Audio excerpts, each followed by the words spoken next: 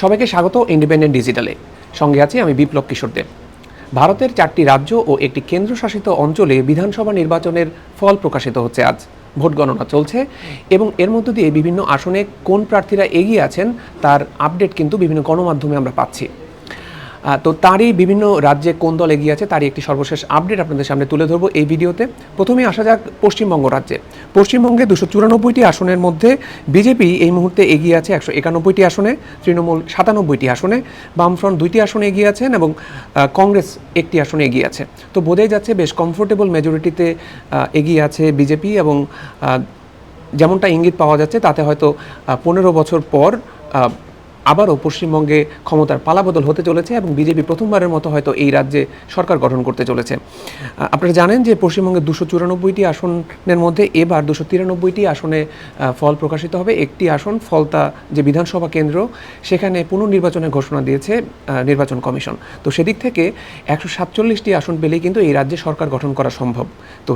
তো সেই তুলনায় বিজেপি এই মুহূর্তে 191টি আসনে এগিয়ে আছে, অর্থাৎ বেশ কমফোর্টেবলি তারা লিড ধরে রেখেছে এবং যদি আগামী কয়েক ঘন্টায় যদি আমরা দেখি যে এই লিড যদি তারা ধরে রাখতে পারে তাহলে খুব কমফোর্টেবলি তারা কিন্তু সরকার গঠন করবে। এবং সেদিক থেকে দেখলে 15 বছর পর মমতা বন্দ্যোপাধ্যায়ের কিন্তু ক্ষমতা থেকে সরে যেতে হবে এবং বিজেপি সেখানে ক্ষমতায় আসবে। আমরা যদি কয়েকটি হাই ভোল্টেজ আসনের দিকে তাকাই, ভবানীপুর যেখানে মমতা বন্দ্যোপাধ্যায় দাঁড়িয়েছেন সেখানে এই মুহূর্তে তিনি 16,700 ভোটে এগিয়ে আছেন। অন্যদিকে শুভেন্দু অধিকারী বিজেপির যে সবচেয়ে বড় নেতা এবং অনেকেই তাকে মুখ্যমন্ত্রীর হিসেবে বিবেচনা করছেন, তিনি তার নিজের আসন নন্দীগ্রামে 7,000-এর বেশি ভোটে এগিয়ে আছেন। এবার দেখা যাক অন্য রাজ্যগুলোর দিকে। তামিলনাড়ু রাজ্যটিও বেশ বড় চমক অপেক্ষা করছে তামিলনাড়ুতে। সেখানে নতুন যে দল থালাপতি বিজয়ের টিভিকে মাত্র 2 বছর বয়স যে দলটির, তারা 106টি আসনে এগিয়ে আছে এবং তারা এই মুহূর্তে লিড করছে তামিলনাড়ু রাজ্যে। 234 আসনের এই রাজ্যে যে সরকারের যে ছিলেন ডিএমকে স্ট্যালিনের, তারা এখন তৃতীয় অবস্থানে আছে, 57টি আসনে এগিয়ে আছে তারা। এছাড়া দ্বিতীয় অবস্থানে আছে এআইএডিএমকে 70টি আসনে।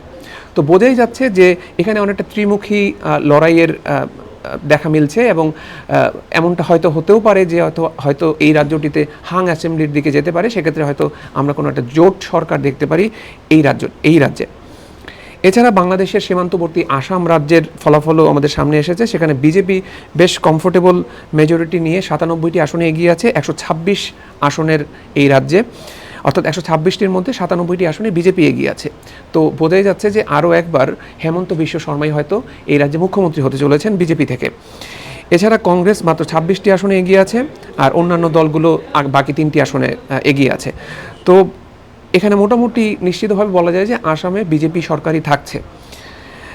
এছাড়া কেরালাতেও সরকার পরিবর্তনের সম্ভাবনা দেখা যাচ্ছে। কেরালাতে এই মুহূর্তে কংগ্রেসের নেতৃত্বাধীন যে ইউডিএফ জোট, ইউনাইটেড ডেমোক্রেটিক ফ্রন্ট, তারা 87টি আসনে এগিয়ে আছে 140 আসনের মধ্যে, অর্থাৎ 140টি আসনের মধ্যে 87টি আসনে ইউডিএফ এগিয়ে আছে।